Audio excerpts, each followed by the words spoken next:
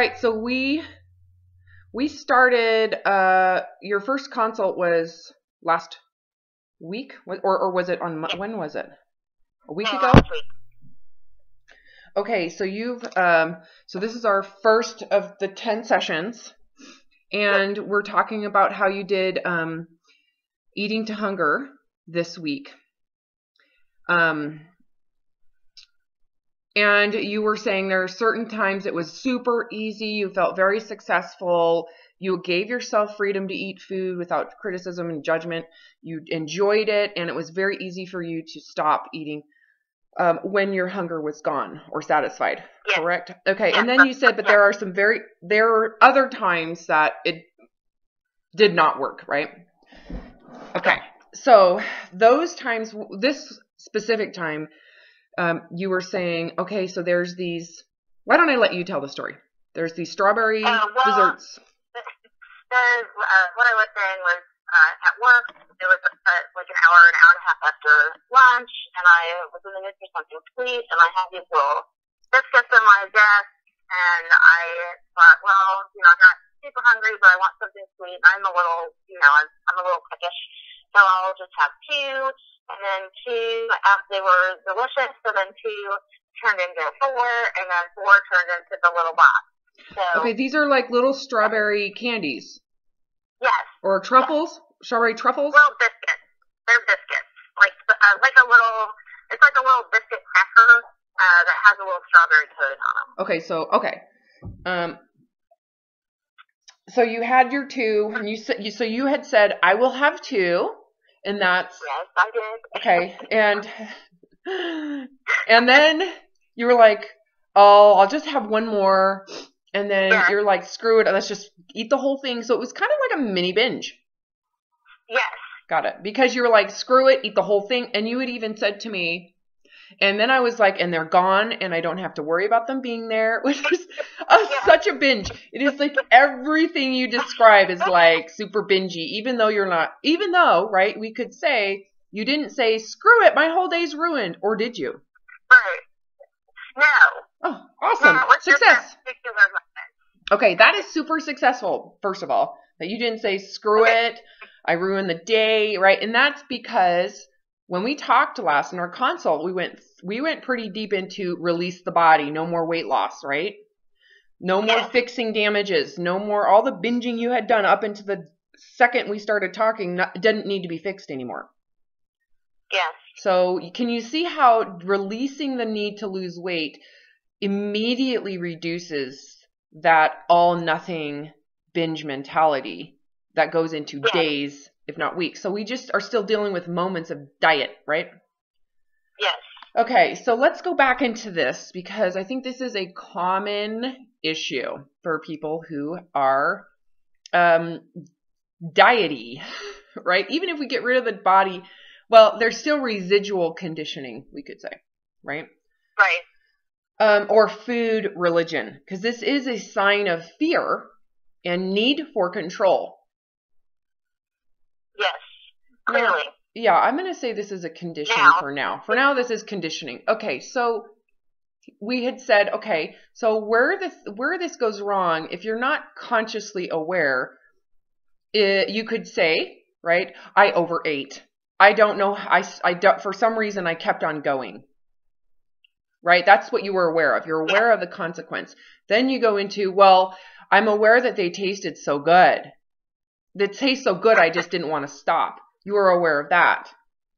I was. Okay. That is the obvious outcome. Whereas, where did this go wrong? Where is the cause of this? Why am I so sensitive to this flavor or taste? Why did this become bigger than it should have? Because I put the coffee in a box.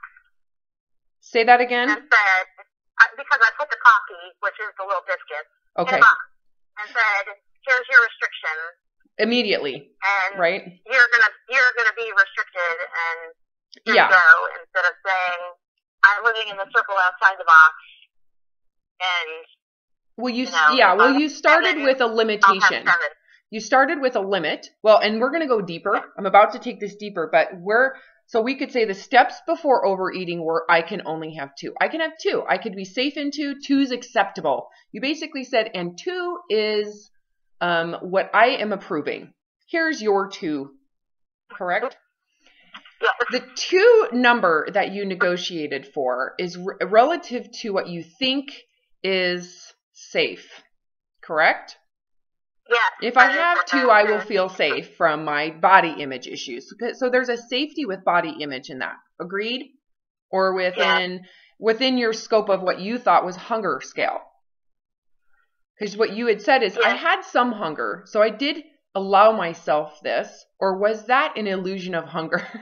Which is more than likely the case, and we're going to get into that. No, it's an illusion. It is. But can you go into the truth of the feeling? Don't you agree it actually feels like need? Oh, for sure. I mean, I had mentioned that,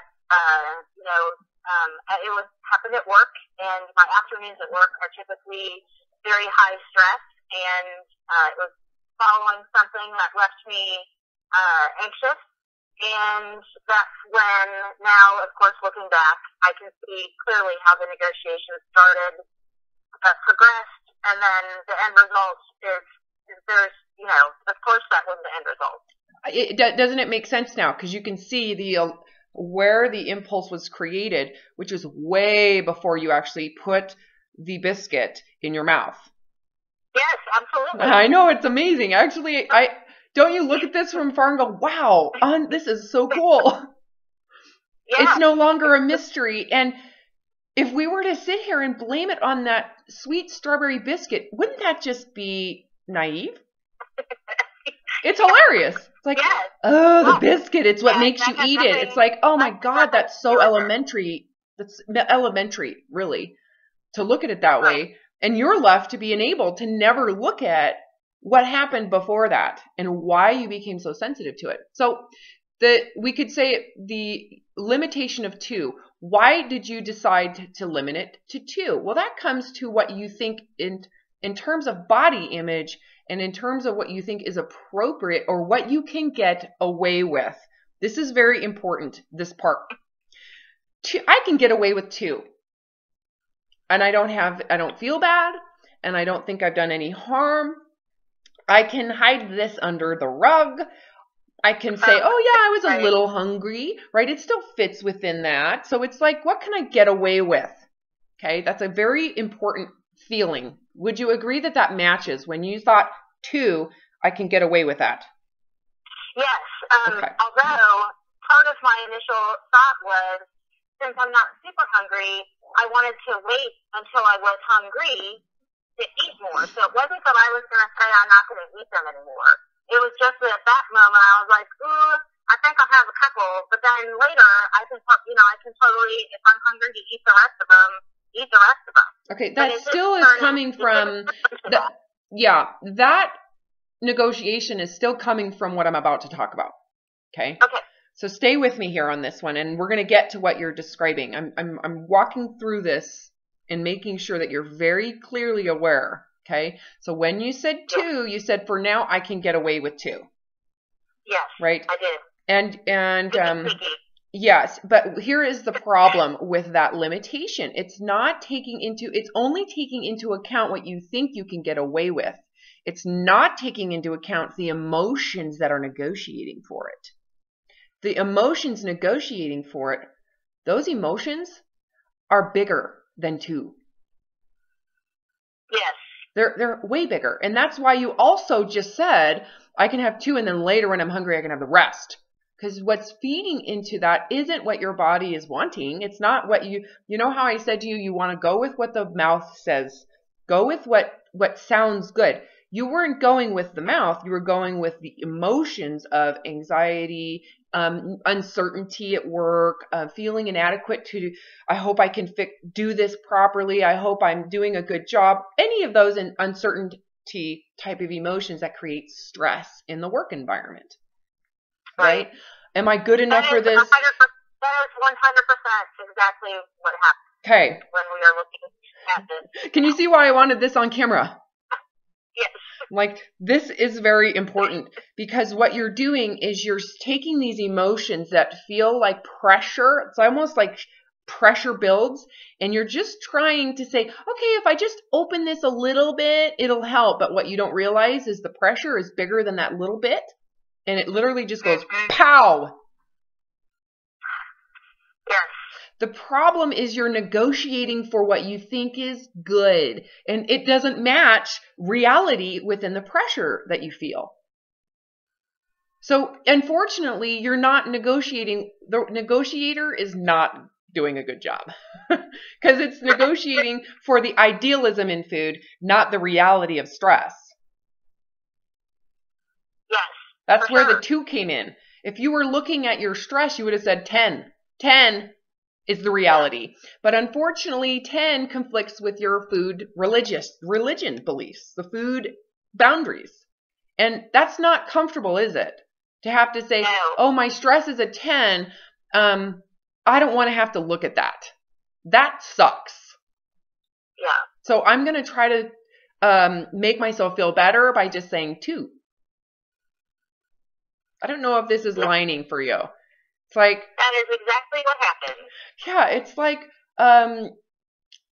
let's just use sexual deviance, okay? Relative to immoral. I want to just make out, but in reality, what do you want to do? Right. You want to like go nuts, right? You want to have sex. Right. You want to like have this carnal experience and release yourself sexually, but I'm just going to make out. What do you think is going to happen? Yeah, that's not going to end there. No, exactly. The making out is what you think is good for your morals, right? So I'm using myself as an example, by the way, when I was in college. Remember, I grew up in that tiny little environment with sex is the next deadliest sin to murder. But I had these normal feelings of sexuality and wanting to explore that were bigger than that tiny little box I was allowed to be in. So I only used the tiny box to define what I was willing to do, but in actuality, I had normal feelings that were bigger than that. Right. So what happens when I go into making out with someone and it's like, this guy is hot, oh my God, like, whoa, he's totally putting his hands on my face and like, ooh. What am I supposed to stop with my tiny little box at that point, even though my... Right. And be like, wait, I only said I was going to just make out. Yeah, I mean, which one's the problem? The feelings or the box? The problem was your 2-piece box. That is the worst solution for a 10-piece need. If you were willing to say, I need 10 pieces, what do you think you would have done in that moment? Would you have eaten 10 pieces, or would you have looked at why you're so overwhelmed? Well, now my answer would definitely be I am going to look, but I think, 10 sounds better than 2. But no, there's no difference between 10 or 2. Well, no, because the stress is equal. The problem is the 2 makes you feel like you've got problems, which makes the impulse worse. Yes. Oh, for sure. Like 10 sounds great. Like, I don't know. Maybe, I don't know. But regardless of this, at the moment, I think the outcome would have been the same. But hearing it just now, as we're looking back in the moment, 10 sounds like, I could have done that, but it still is limiting. Well, you would have been consciously aware that this isn't right. That's what would have happened. Yes. You would have gone, holy crap, like that isn't going to save anything. I shouldn't have to go to 10 pieces of candy or 2 pieces of candy or a whole box of it. That's not okay. I need to look at why am I overreacting to this? This is definitely an overreaction. You would have been aware of the overreaction. Yes. Yeah, absolutely. I mean, this is a masking what is, or covering up, trying to numb it, trying to distract myself. That was definitely what was happening. Mm-hmm. And I now suspect many moments. Yes, and I think what needs to come out of this for you is that you don't want to be naive to those emotions anymore. Part of what has happened over the years that you've used cigarettes, people, food, whatever it is, dieting to distract you from these feelings is you're not even aware of what they are. You don't know what the feeling is, and it could be very juvenile. It could be something as simple as, I feel inadequate. I'm scared I won't get this project done. I'm scared this person's trying to take over my project. I'm competing with someone else. I don't know what it is, but I'm just saying there are some very juvenile emotions here that you just need to look at. And as quickly as you look at them, you go, oh, I can only do the best I can. And if it's not good enough, then that's what it's going to have to be. I can't do anything other than what I can do. I can't do more than that. So if it's not adequate, that's the truth. So I have to be willing to be rejected, or this is the best I can do, versus this is the worst I can do, which is exactly the same. Plus I'm going to eat a lot more. Plus I'm going to eat I'm going to now have just food on top of what I feel inadequate with. So no matter what, the feelings of inadequacy, why can't you just acknowledge that you're doing the best you can? And if it is inadequate, then that's just the way it is. It's like saying, I'm going to study the best I can and try to learn as much as I can. And when I take the test, it might be a C, B, A, D. But the truth of the matter is, whatever the grade is the truth of my effort and what I'm aware of. And if someone else gets the A, good for them. They should have the job. I don't want a job that I'm not totally, competent for. I don't know if that makes any sense. Because what you're doing is you're saying, I might be a C, and then let's eat a ton of food to make up for the A. But the truth of the matter is, you might be a C, and you've got to be okay with that. Right.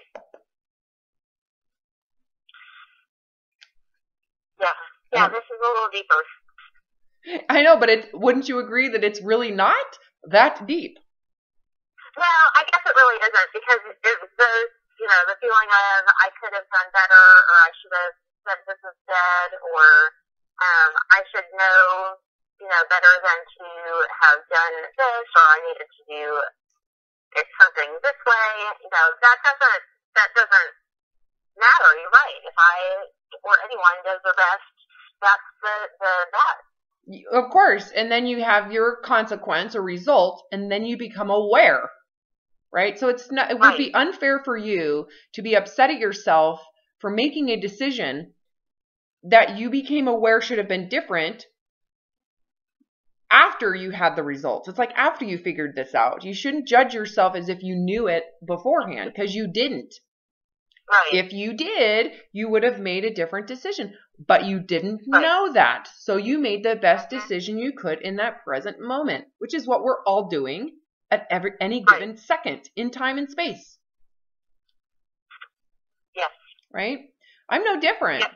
I'm no different than that. It's like I can only say or try to communicate in a way that I'm aware in my awareness that you might understand. I don't necessarily know exactly what to say, but I'm doing the best I can over here, right?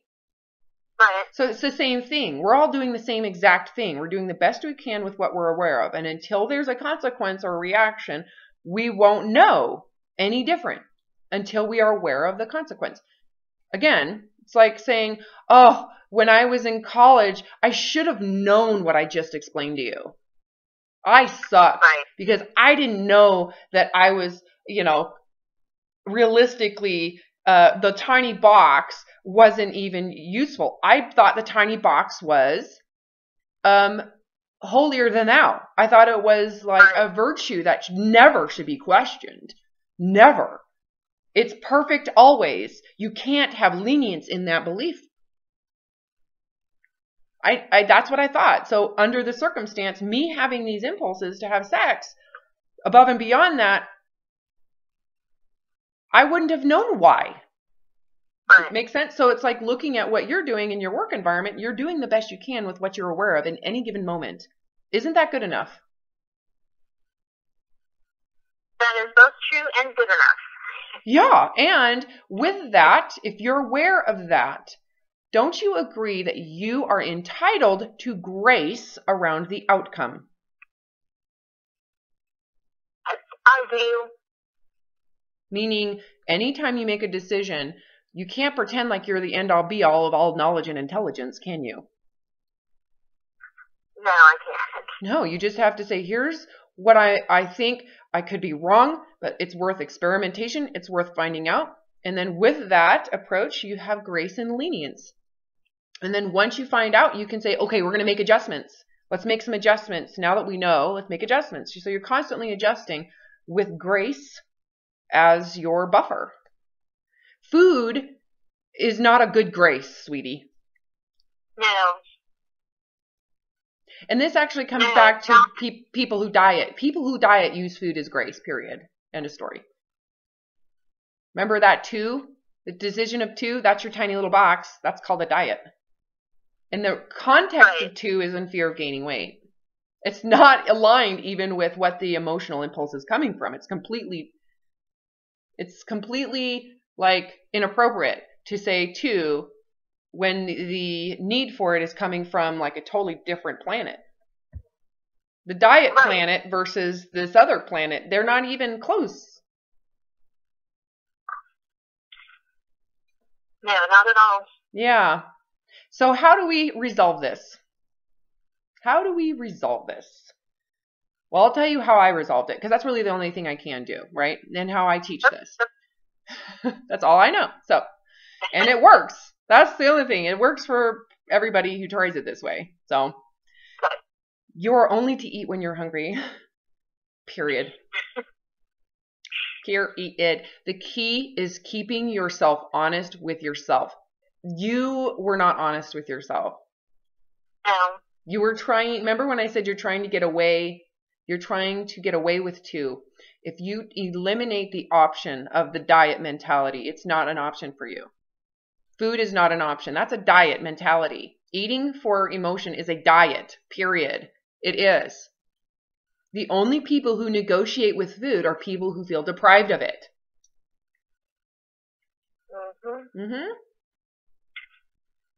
People who have moral, people who are afraid of food, right? Remember, the box of 2 fit within your moral code with food. It didn't necessarily fit with reality. Right. Okay, people who have moral with food, those are the people who do this. If you don't have moral with food, you wouldn't have negotiated at all. You wouldn't have said 2 is appropriate, because there is no moral around what's appropriate anymore, right? All of a sudden, there's no need to withhold yourself because there's no moral around it. So now you're left with your own truth, right? I'm looking for a way to run from this feeling. That's what the truth of the reality is. I don't like these feelings and I don't want to have to necessarily feel them. Unfortunately, the consequence of that is that you don't necessarily have a means to resolve the cause of them. So you're left with just running from these feelings without really understanding why they exist. Okay? This is how people who are in addiction, addictive behavior, addictive obsess, they don't necessarily progress emotionally. They are stunted emotionally. They begin to, in fact, some people can regress emotionally, because they stop looking at discomfortable feelings to understand them, and they begin to hide from them through behavior, through this type of reasoning and justification, through blame. They'll turn and blame everybody for why. They never take responsibility for these emotions or want to look at it from, am I the cause? Is there a way I can look at this differently? Right? Blame, martyr, victim, inadequacy, hiding. Right? And you don't ever end up really looking at how to resolve these emotions from perspective. So you don't develop the skill of shifting perspective. Yeah, you just described me totally. It's not something to feel bad about. This is not something to feel bad about. This is so understandable. No, it's like, it's making me a little emotional because it's, hearing it out loud, like, just feels like it's, I don't know, like I mean, totally, you clearly understand, and I don't know that I've ever heard it. Does it feel like tingly, almost like there's a freedom in hearing it? Like you've had this feeling and you didn't understand it, but you knew it existed. And so when someone says it, it's almost like it opens up your throat. It opens up this form of communication, or it almost unties something that feels very bound to you. You're released from it. Is that what it feels like? Yes. This is why I do what I do. Because I know what it feels like to be tied up so bound to something that you don't understand. It feels like slavery. That's what that feels like, is you are a slave to this emotion you don't get. The only thing you can do is run from it. I totally get that. Yeah, and no wonder we have these controlling compensations, right? No wonder we have to micromanage to prevent this. This is why we have OCD and perfectionism. Those are symptoms, don't you agree? Those are not personality traits. They are symptoms of running from these emotions you're not consciously aware of, that you don't like. You don't like them. You don't understand them. They manifest at different times and they don't feel good. So what you're going to try to do is try to control things ahead of time so they don't present themselves. When they do present themselves, you got to try to sweep the damage under the rug of what you're doing to hide from it. So understandable. So understandable. So what needs to happen for you in your own mind, because I can't do it over here for you, is you've got to be able to say, holy crap, I can't afford to hide from these emotions, because the longer I do that, the more I don't understand them and I'm bound to them. If you look at them and you allow them to exist, and this is when I get into the discussion of welcome this emotion in. Breathe it into your lungs. You want to feel it, smell it, taste it. You want it to be in every nerve in your body, all the way to your fingertips. You want the nervous system to thoroughly engage as if it's going to be there forever. And don't you agree these emotions feel permanent? Yes. Yeah. You want them to come in and go, allow them to have their permanence. Once you give them the freedom to be there permanently, you become knowledgeable. You become the scientist of it. You become the expert of it. Okay, how do I know this? Because it happened to you. Yes. And you did it. I did it. I've done it. I did it. It's not easy because it takes, you have to do this, you have to surrender your defenses. You have to completely surrender and say, I am not bigger than this emotion. You have to, it's like the humility involved in this surrendering. It's like, this is going to be here forever, and I have the humility, and I'm going to surrender myself to it as if it is bigger than me.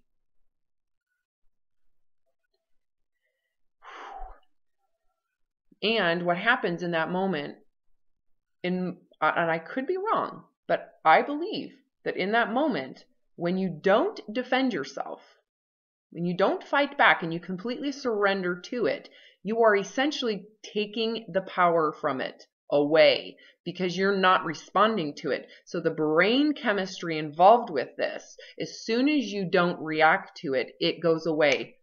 It's very unbelievable. When I went through this, I didn't understand what happened. It happened.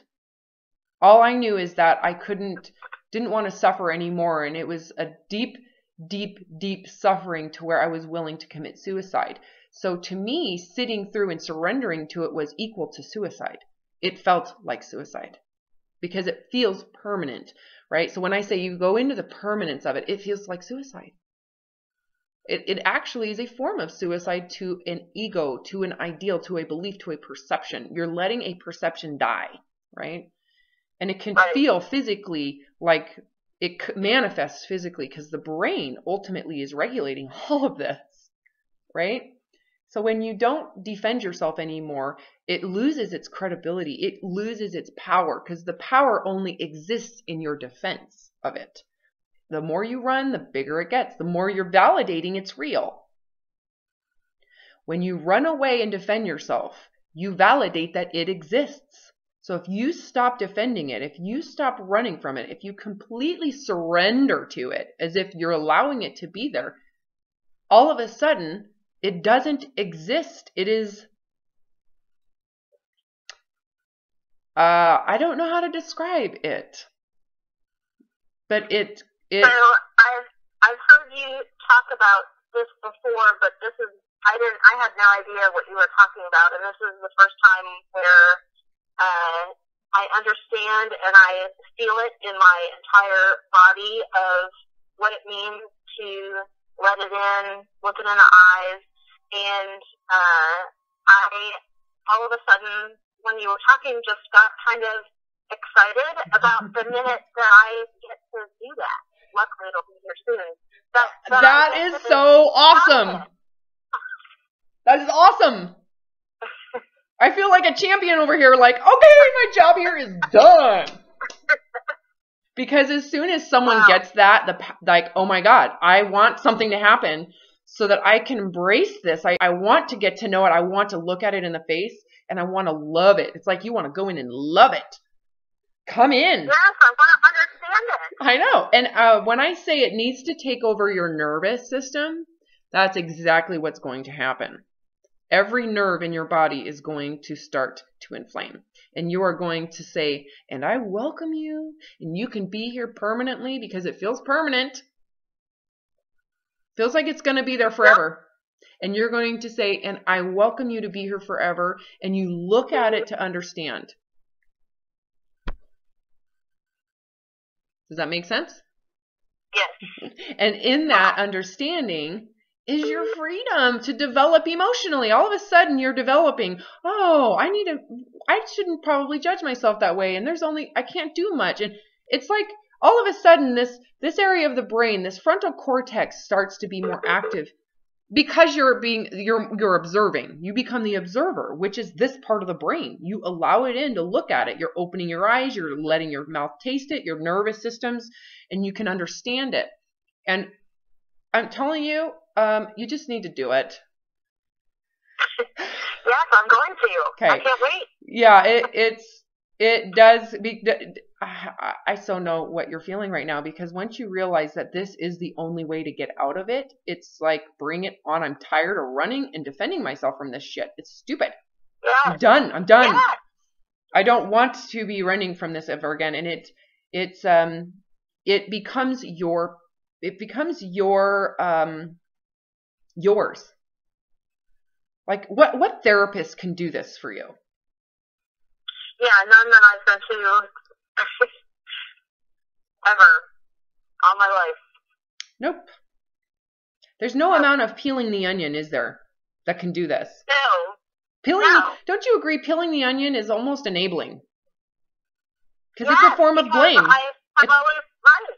I can blame someone else, or that's totally normal. I'm the youngest child, so of course I think that. Oh, yeah, there's a blame involved with that. There's like the belief in your story. It's like your point of view is the only point of view, and here, let me tell you it. It's like validates the continuum. Yeah, it's just. Yeah. I'm sure for some people that's a part of the process, so I'm not going to judge it, but it's not necessarily going to do what we're talking about. No. I mean, I've dealt with the things that needed to be, that might have stood in the way. Yeah. Needed to reprocess and recontextualize, right? You needed to recontextualize and reprocess. But how do you do that if you continue to have the same frame of mind and view of what's going on here? I can't do it if I have something that's going to, that I use to numb myself from facing it. Yeah, and I want you to, we're going to, you realize that you were trying to use two biscuits. Two strawberry biscuits. 2. Can you see why that didn't work so well? Can you see why the food, religion, diet type of thinking, body imagery is not going to be sufficient? There's no amount of weight loss that can fix this. No.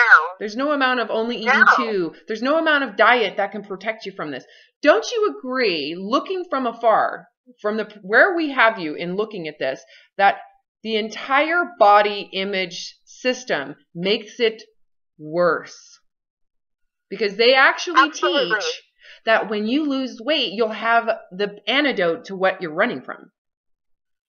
Right, and that is not true. And those who have tried it and have gotten there, no, that's not true, and it's just not true. And don't you agree that then the diet belief, the food mongering, food fear, food box, food religion, all of that actually as well, because of how you're now using food, because you deprive yourself of it as an escape route, that the box of it makes the impulses bigger. Because of the shame and the guilt. Oh, I suck. I failed my diet. I only had, I ate 4 or 5. I might as well eat the whole thing. So now your enabler to running away from this is way bigger. And it takes your conscious mind and you blame the food for the problem. So now you are even further from the actual solution. Yes, blaming the food and blaming... You, don't forget you. You're blaming yourself for not having the power to stop it too. Yes. Yeah. Bravo. Bravo. Wow.